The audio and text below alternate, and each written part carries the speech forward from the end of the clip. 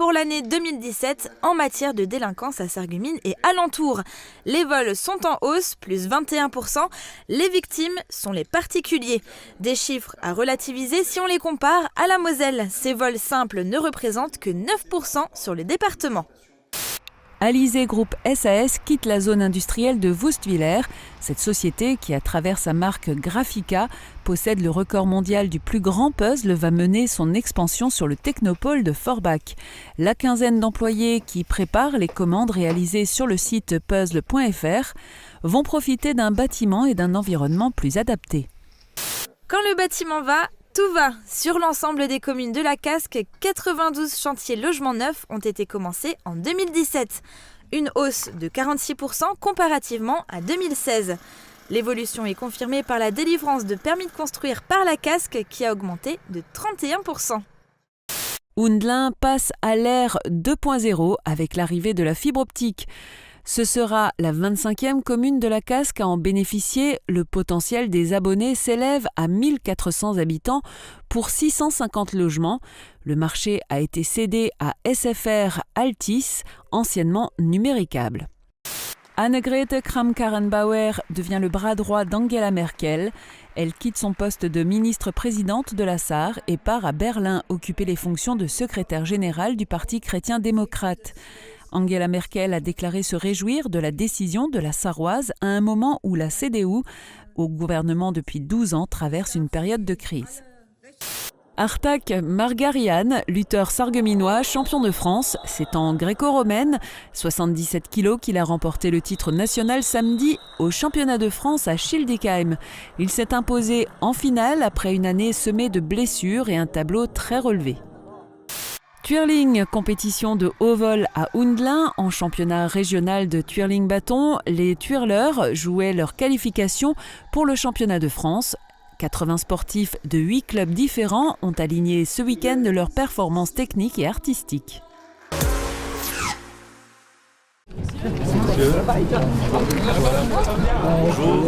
C'est une visite express. Avec près d'une heure de retard, le préfet de la Moselle, Didier Martin, arrive dans le quartier de Bellevue. Une rencontre brève avec les habitants et une visite éclair du centre social du quartier, l'un des deux de la ville avec celui du Wiesberg, concerné par le NPNRU, le nouveau programme national de rénovation urbaine. Une page se tourne pour Serge Stark, président du CIDEM. Le déficit de 12 millions du syndicat qui gère nos déchets a été résorbé en 3 ans sur les exercices 2015, 2016 et 2017 et grâce entre autres aux contributions exceptionnelles des intercommunalités. Le budget 2018 est équilibré sans retour à des aides additionnelles ou des recettes fictives. Comme vous pouvez le voir sur ces images, l'intérieur du bâtiment a été entièrement détruit. Les pompiers sont intervenus cette nuit vers 1h du matin. La salle avait ouvert ses portes en septembre 2015. Selon le gérant Karim Boubidi, il s'agit d'un incendie criminel. Les auteurs sont entrés par effraction en fracturant une porte. Les policiers ont ouvert une enquête. On a également un autre type de recrutement qui s'adresse à des candidats titulaires d'un bac. Le fait de venir au plus loin dans les territoires nous permet d'informer ceux qui éventuellement auraient des difficultés à se déplacer ou n'oseraient tout simplement pas participer à des forums ou des séances de présentation qui pourraient avoir lieu dans des villes à proximité de ce secteur. À Forbach, une bonne partie des anciens frontistes ont suivi Florian Philippot.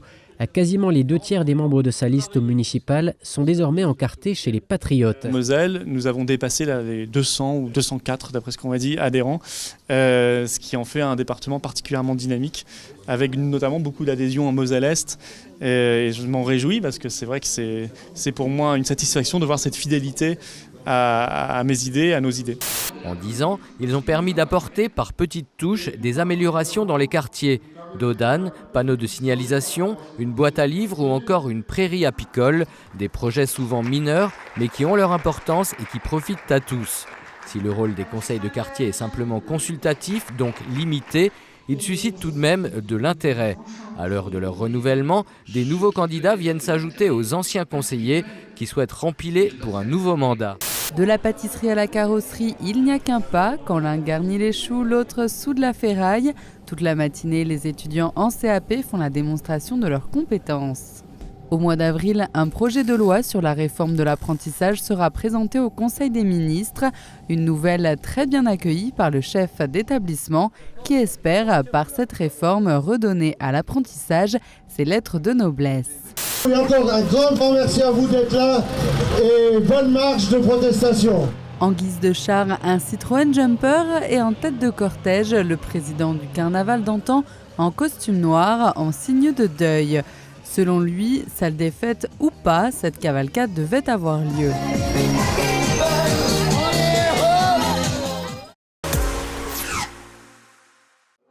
Trois salles, trois structures, trois fonctionnements différents.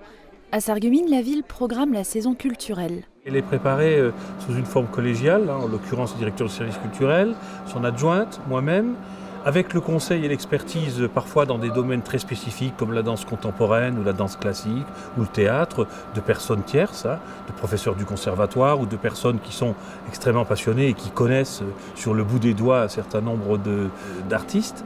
À une vingtaine de kilomètres, le Gouvy. Nouvel espace à Frémin-Merlebach, géré par une association, l'OCC, l'Office culturel communautaire. Je fonctionne de plusieurs façons. Soit j'appelle tous les copains producteurs, parce qu'au bout de 15 ans, j'ai quand même un peu de réseau et un peu de numéro de téléphone. Soit on est contacté automatiquement, par mail, par téléphone. C'est vraiment beaucoup de téléphone, beaucoup d'échanges, même par les réseaux sociaux. Les artistes nous contactent directement. Des amis vont voir des spectacles, même des clients ici me viennent. J'ai eu cette semaine encore une petite liste d'une dame qui m'a dit « j'ai vu ça, ça, ça, ça, ça ». Configuration différente à Forbach, le Carreau est une scène nationale. Une programmation se prépare au moins 1 an et demi à l'avance. Là, je suis déjà en train d'entamer la programmation sur la saison 19-20. D'autant plus que la particularité de la scène nationale est que nous accueillons des créations, des accueils en résidence, et ce qui est très particulier par rapport à d'autres salles comme le Gouvy, Sarreguemines, Beach, qui sont des lieux essentiellement de diffusion. Pas de concurrence directe pour le Carreau. Forbach programme du théâtre public. La mutualisation, pourquoi pas, mais à certaines conditions. D'accueillir par exemple une même compagnie, sur plusieurs lieux, et de déployer plusieurs spectacles de cette compagnie dans les différents lieux. Jouer le même spectacle, c'est exclu, vu la proximité des salles. On essaye de rester en contact avec les autres programmateurs, ou alors en les appelant pour simplement annoncer ce qu'on va faire et puis essayer de savoir ce qu'ils vont faire. Ou soit on passe par les producteurs, quand on nous propose un spectacle, moi la première chose que je demande c'est est-ce qu'ils ont déjà booké ce spectacle dans le coin. Ensuite ce sont les chiffres qui entrent en ligne de compte. Ça coûte un peu d'argent, c'est vrai, mais on a la chance à Sarreguemines d'avoir encore un budget relativement confortable qui nous permet de produire les quelques 25 spectacles. Alors si je vous donne une fourchette, de la plus basse à la plus haute, on se situe entre 3 000 et 20 000 euros. Il y a quelques années, un jeune humoriste ou un jeune artiste, on pouvait l'avoir à 3 000, 4 000 euros, ce qui est une somme, mais bon. Maintenant, il n'y a rien en dessous de 8 000 euros, par exemple. Une tête d'affiche, ça peut aller facilement à 25 000, 30 000, 35 000. Voilà, ce sont des choses qui commencent à devenir un peu trop chères. Des billets à 60 euros, Isabelle s'y refuse. Le public du bassin houiller n'a pas les moyens. Faire de la programmation, c'est d'abord faire des choix. Quand j'ai un producteur qui m'appelle, qui me propose 35 000 euros pour quelqu'un qui n'a pas fait de disques ou de choses nouvelles depuis 25 ans, je ris. Donc ça a souvent du mal à passer parce que j'ai un grand silence au téléphone. Mais quand ça ne me plaît pas et puis que j'ai l'impression qu'on se moque un peu de moi, je le dis. L'aide à la création et la résidence d'artistes coûtent cher au Carreau. 1,5 million d'euros annuels, dont 60% sont réservés au seul cachet des artistes. Mais au final, des tarifs abordables grâce au système de subvention. En fait, le Carreau touche une subvention notamment de l'État, qui est une subvention compensatoire de prix, afin que toutes les couches de la population puissent venir voir des spectacles.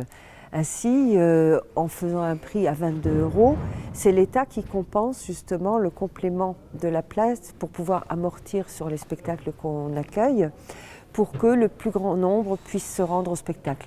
Les trois structures partagent le même objectif, rendre la culture accessible.